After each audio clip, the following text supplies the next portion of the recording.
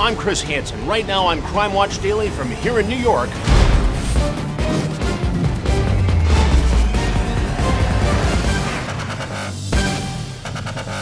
She was a beautiful dancer in Atlanta, a devoted single mom to a young daughter, until someone took her away.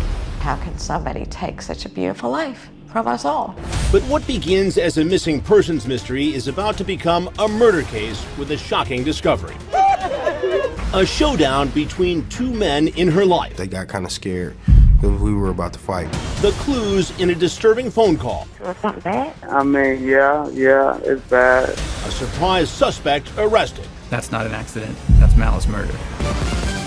Then, how the unsolved murder of New York jogger Karina Vrono just helped the NYPD close the books on another New York jogger mystery.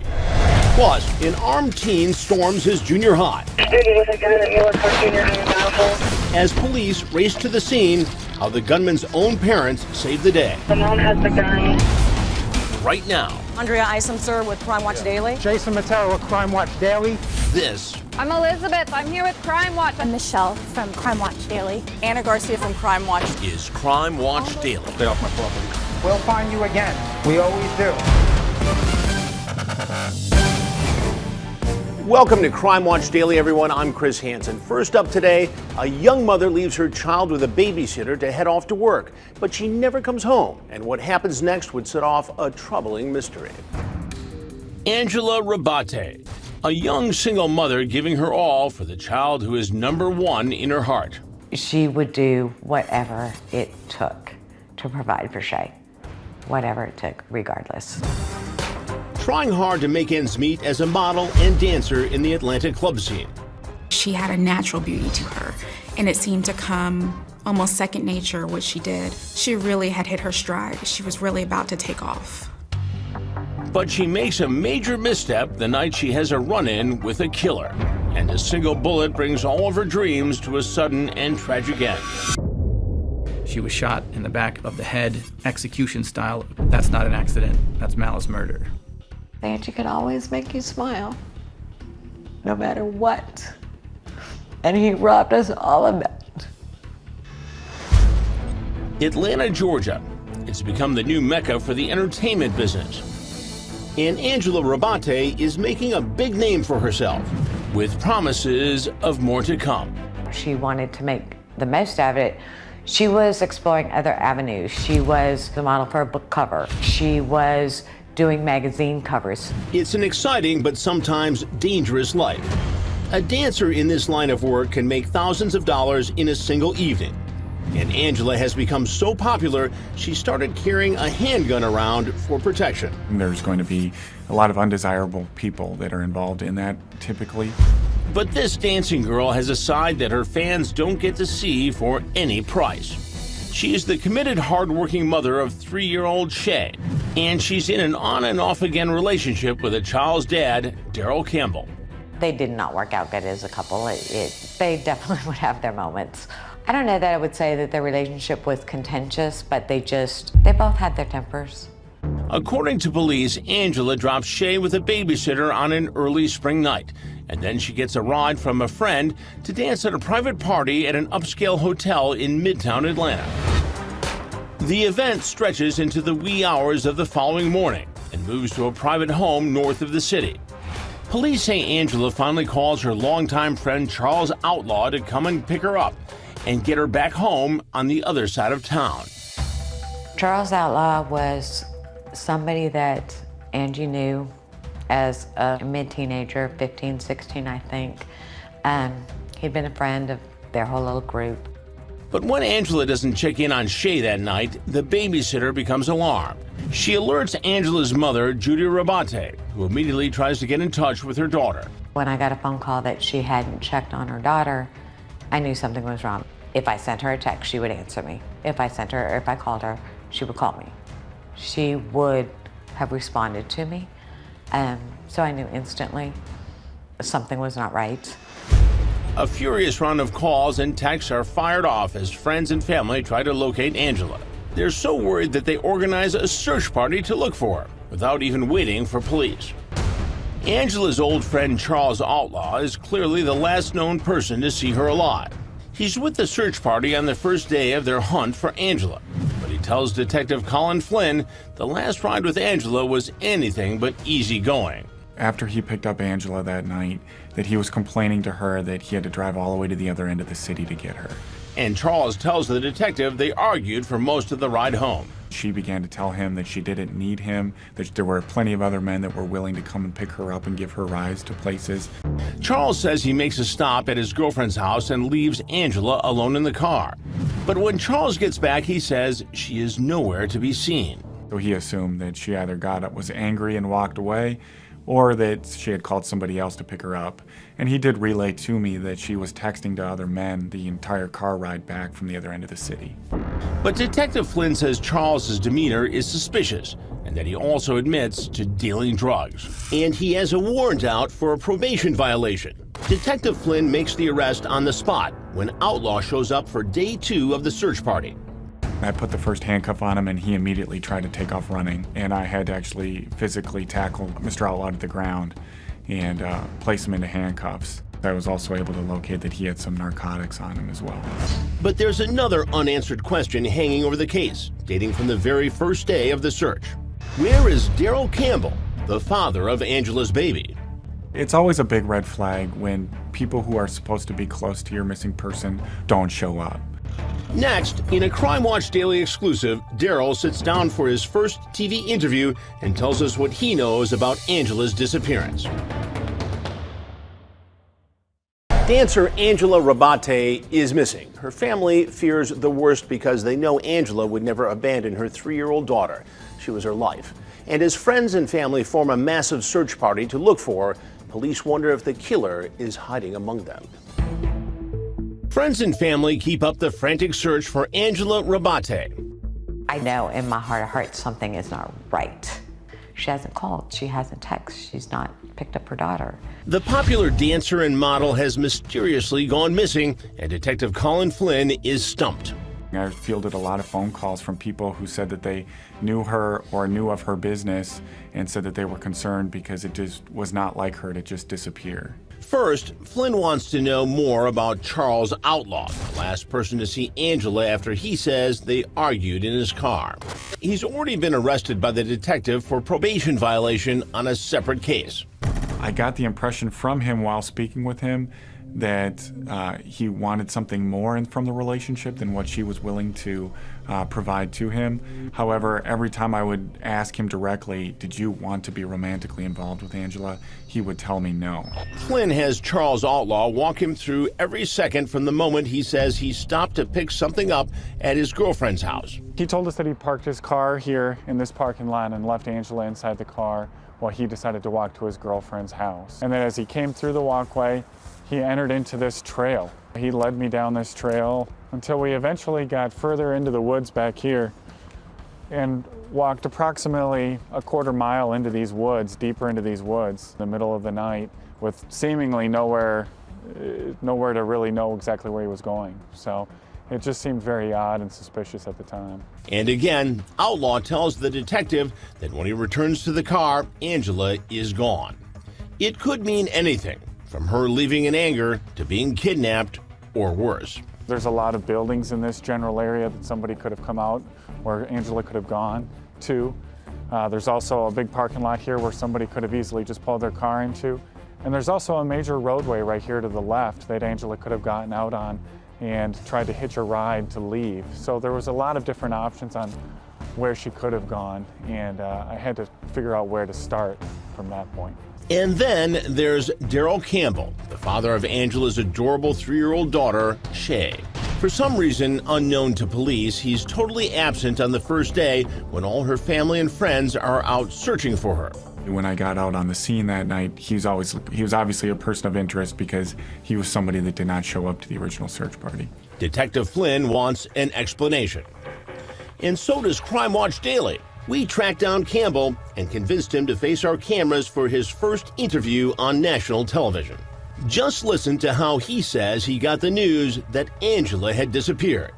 2 days after she went missing, that's when I learned through Facebook. A friend messaged me and let me know that she was missing. He's talking about the same day the first search party begins, when even police are surprised to hear about it. She said, "Your baby mother's missing, where's your daughter?" And so I was like, what do you mean? And she said, "It's missing posters made up on Facebook." I didn't drive. I didn't have a car at the time. They didn't tell me that they were gonna search. They were just telling me that we're all meeting up here, and it wasn't like an organized search through the detectives or anything like that.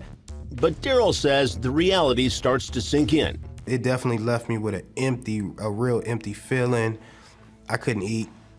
I laid in the same spot until the next day. I knew something was wrong, for sure.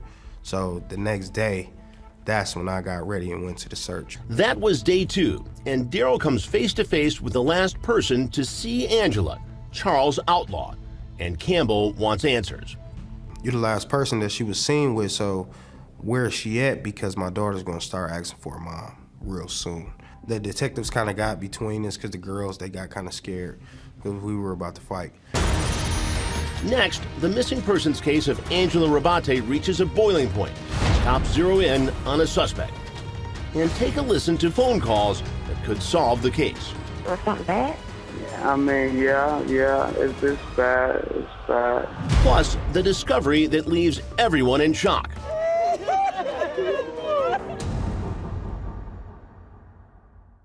When is mommy coming home? It's the heartbreaking question little Shay asked her daddy over and over again. This after her mom, Angela Rabate, disappeared. And sadly, this missing persons case was about to become something a little more sinister. Police narrow their search for anyone involved in the baffling disappearance of Angela Rabate. After looking closely at Daryl Campbell, the father of Angela's child, he's clear. Cops now have this man, Charles Outlaw, under the microscope. Well, as a homicide detective, we're lied to almost on a daily basis. So the number one thing that really stood out to me was the fact that he just couldn't get a story completely straight. It wasn't a cohesive story that he was telling me of somebody that was trying to recall events exactly as they happened. They listened to tapes of disturbing phone calls Outlaw makes to a woman, a friend of his, in prison. Not long before, he was arrested after a search warrant was executed by Detective Flynn on an unrelated charge. I've been going through a lot of that's been happening on the daily. It's a lot that like you're not even understanding because you don't know about that I'm dealing with. Before Outlaw was even arrested, he was making phone calls to his girlfriend where he was telling her that he had a big story to tell her, that she was going to be mad at him. That's not bad. I mean, yeah, it's bad. To make things worse for Outlaw, a friend of Angela's tells police he sees Outlaw at a car wash on the morning after her disappearance. They were really cleaning out the trunk and really doing a lot of work on the inside of the vehicle, vacuuming it out and scrubbing it down. It was a Dodge Dart, the same car he told police in which he was driving with Angela. But here's the problem with that. Charles was driving a rental car. Who details a rental car? To take a rental car and to have it detailed at such a great length was very suspicious. Then, a tragic development in the case 6 days after Angela goes missing. A team of city surveyors makes a gruesome discovery in a field 5 miles from where Charles says he parked and left Angela in the car. It's Angela, dead in the tall grass, killed with a single shot to the back of the head. A group of workers came to the property here to work, and as they parked their vehicle right here and walked about 20 feet back onto the property, they discovered Angela's body laying in a group of pine straw. Angela's family and friends are inconsolable. We're all hysterically upset. Even without confirmation, we all know. He escorted me over there, and they had a chaplain, and you already know what they're gonna tell you. So I don't hear the words anymore. And I just lean on my daughter and crying. And police say things look increasingly bad for Charles Outlaw. Because even though he spent all that time carefully scrubbing his rental car for who knows what, he may have left behind the final piece to the puzzle. Police found out that there was gunshot residue on the interior roof of his car. A gunshot had gone off inside the vehicle. But is it enough to get a confession? To really drive in that final nail, police will have to go undercover. Remember that woman Outlaw was already talking to on the phone while she was in prison? She's out now, and Charles Outlaw is in jail on a charge unrelated to Angela's disappearance. This time, investigators get her to visit him behind bars, and she's wired. In that conversation, he doesn't come out and audibly say what happened.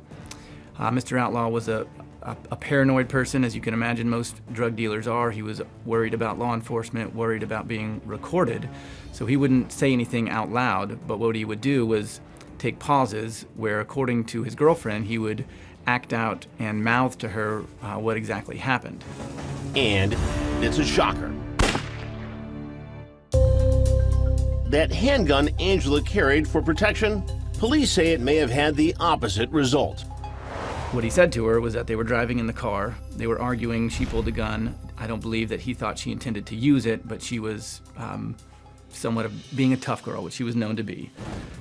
He took the gun from her, put it to the back of her head, and as Outlaw said, it just went off. We know from talking to the medical examiner that it was a contact execution style wound, not a situation where it would be likely that the gun just went off.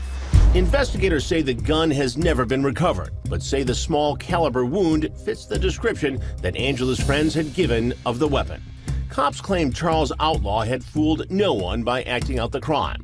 Even though those statements by Outlaw can't be heard on the recording, it's important to note that his girlfriend came out of that conversation knowing details about the way Angela died that were never released to media and that she should not have known. She knew exactly where on Angela's body the gunshot occurred, where the wound was. Outlaw told her that he was surprised that there was very little blood, which would have been correct with that kind of wound. The Outlaw described to her that Angela, after being shot, just slowly slumped forward, which is exactly how the medical examiner said it would have happened. Prosecutors put their case together, and Charles Outlaw was arrested and charged with the murder of Angela. Malice murder, felony murder, aggravated assault, possession of a firearm during the commission of a felony, and concealing a body. But the case has one more big stumbling block. In a huge disappointment for Angela's bereaved family and friends, testimony is barely begun before the judge declares a mistrial. It was an audio recorded statement of Mr. Outlaw where something that he said that some jurors may have thought negatively impacted his character. One or two words here did make it in, and ultimately I think the judge made the right call in granting the mistrial. Incredibly, the prosecution gets this case to trial again in only 7 days in front of a new jury. 5 days later, that jury writes the end of the story for a defendant who could never get his story straight to begin with. We uncovered a message that he had sent to someone saying that he was going to beat these charges because he was capable of selling fairy tales to Cinderella. And fortunately, what we had on our jury was a lot of folks with common sense and no Cinderellas, and they did ultimately find him guilty. Convicted and sentenced to life without parole plus 15 years in a Georgia state prison. He murdered my daughter, and he can spend the rest of his life in prison for it. How can somebody take such a beautiful life? How can you do that? From all the friends, the family that loved her. Because Angie could always make you smile, no matter what. And he robbed us all of that. And Daryl is now a single dad with a daughter of his own to raise. The thing I miss most about Angela is her being able to be a mom to our daughter. Someday, when she's ready, he says he'll tell Shay the whole story about why her mom, who loved her little girl so deeply, is not there. I just let her know that she passed away and that she's in heaven. And she asks questions like, well, can we go to heaven? I want to go to heaven so I could be with my mom. And it really hurts to hear stuff like that. The new year has brought new hope to the family of Karina Vrono that her killer will soon be found. Vrono was murdered while jogging in Queens. Today we've got new details on that investigation and promising news about another jogger killed here in New York. Here's Reed Grinsell. Dramatic new developments in the murder of beautiful Karina Vrono. the jogger who was brutally raped, beaten, and strangled to death moments after this video was taken. We're a broken family because of this piece of filth that must be found. Karina's father, Phil, found her body in the weeds of Spring Creek Park, just a few blocks from the family home in the Howard Beach section of Queens. Do they share a lot with you, the police? Not really. And cops don't have much in the way of news to share. Karina's killer is still on the loose. What's it going to take to solve this case? Hardcore detective work. Now, in a stunning move, the NYPD and the Queens DA are asking the state to allow a controversial new scientific technique that could crack the case. The use of familial DNA to solve crimes. It's a special test detecting the Y chromosome that could be common among male relatives. Karina's assailant left DNA at the crime scene. Even if a relative of the killer has a DNA profile in the nationwide police database, that familial DNA could lead cops to the murderer. The technique solved major cases like the Grim Sleeper, Lonnie Franklin Jr., the notorious serial killer in Los Angeles, convicted of killing 10 people. And one person in prison, lit up like a Christmas tree, turned out to be the Grim Sleeper's son. Investigators in 2 other high-profile cases say familial DNA points to the so-called zombie hunter Brian Miller, charged with 2 murders, and Justin Christian, charged with the kidnap and sexual assault of a 10-year-old girl. Both men have pleaded not guilty and are facing trial. But New York State is not one of the 10 states in the country that allows familial DNA searching because of privacy issues. Anyone that is against this, I just dare them to be in this position, God forbid. The only people you're dragging into this are criminals. Only time will tell if Vetrano's case will be solved, but in a strange twist of fate, her murder actually helped close the books on another cold case murder that jolted New York City. Like Karina, Maria Alves was murdered during a jog. She was jogging along here. It was September 1995 in Central Park. Maria, a Brazilian immigrant, was training for the New York City Marathon. She was running along a popular trail near East Drive and 107th when some deranged individual beat her to death. Several of her front teeth were missing.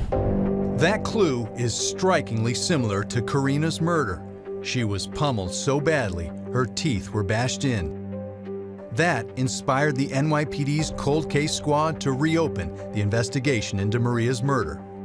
Police had zeroed in on a drifter named Adolfo Martinez. The evidence, according to cops, Martinez was seen with wet pants and bloody hands. He reportedly told a witness about the murder several hours before Maria's body was found. And the motive? He wanted her Walkman. The new investigation confirms Martinez is the killer, but he can't be prosecuted because he died from tuberculosis in 1997. Case closed. But the investigation into Karina's killing continues. An NYPD mobile command van remains in place near the crime scene. There is $200,000 that is private money that I am in control of, that I can give. This is my reward. Karina's mother shared this never-before-seen photo with our NYC affiliate, Pix 11. She's holding her nephew Jude when he was a newborn, a young man who will never come to know the beautiful aunt everyone adored. I have 100% confidence in the NYPD, and I believe they will find who's done this. Still to come, more than a dozen young women say he's a rapist. He claims it's all part of a revenge plot ripped from the movie John Tucker Must Die. Now a huge development in the case out of Arizona. Next. All right, now we head to Arizona, where a teen suspect is accused of sexually assaulting 13 girls. However, his lawyers insist he was framed in a plot ripped from the storyline of the movie John Tucker Must Die. Our Pat LaLama is teaming up with local affiliate ABC 15 for the very latest. This is what Tyler Coast looks like today. This is what he looked like when he first went to jail. A clean-cut junior in high school, accused of being a serial rapist. Tyler Coast is right over there in my jail right now, and he's been there since we last arrested him. Then, this dramatic moment. The Court of Appeals releases Tyler into the custody of his family while he awaits trial. It's been 801 days since we've hugged our son, so we're just going to go home and spend some time as a family and enjoy that time. A month after his release, the happy family reunion is over. Tyler is hauled back to jail on a technicality. Tyler Coast has been behind bars, held without bond for almost 3 years. The baby-faced Tyler has been charged with assaulting and molesting 5 teenage girls. But now there are questions. Should he have spent 1 day behind bars? Is this handsome high schooler really a sexual predator? Or just a good-looking Romeo who got lucky with a bunch of his girlfriends? Tyler has admitted to engaging in consensual acts with girls who are his peers and who are very close in age to him. Coast's attorney argues that the victims lied about being sexually abused and hatched a cyber plot to set him up, using Facebook and Instagram to communicate. The defense says the girls plotted to take revenge against Coast for being a player, claiming the girls gathered to watch the teenage movie John Tucker Must Die, where ex-girlfriends take revenge on a former boyfriend. We can make him fall in love with you. I mean, really fall in love, and then we'll yank it all out from under us. This is gonna be so good! We need the answer from Facebook to find out what happened. Those Facebook messages are a treasure trove of evidence for the defense. Court papers show a week before the first allegation against Coast, 3 of the alleged victims conspired in a group chat saying, "Oh well, for Tyler, what were you all thinking? He needs to be taught a lesson. We need to come up with a plan. And yes, we should sacrifice him to Satan."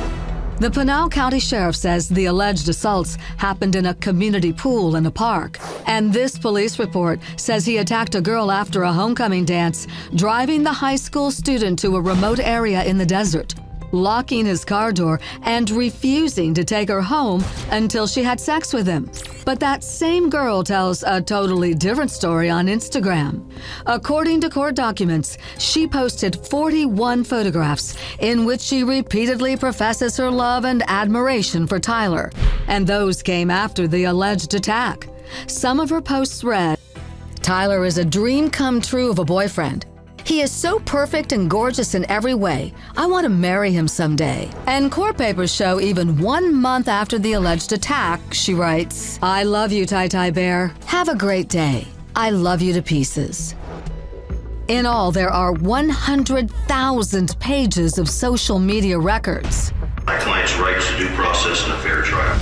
Coast has been indicted on nearly 30 felony counts of sexual assault and 1 count of child molestation. We believe we have a case that will keep him, not just in our jail, but send him to state prison for a very, very long time.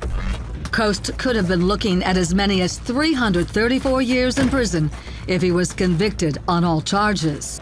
Now, in a dramatic new development, Coast may avoid hard time and will avoid a trial.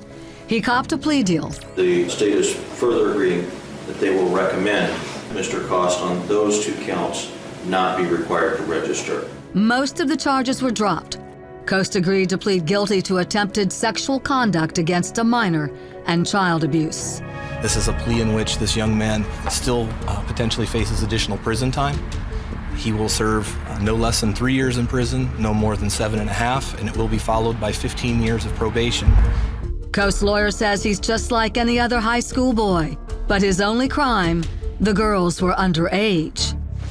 Under Arizona law, even consensual behavior can be a criminal offense. In a post on a Facebook page run by his family, Coast explains why he did the plea deal. Day 983, simply put, tired, worn out, and ready to move on with life.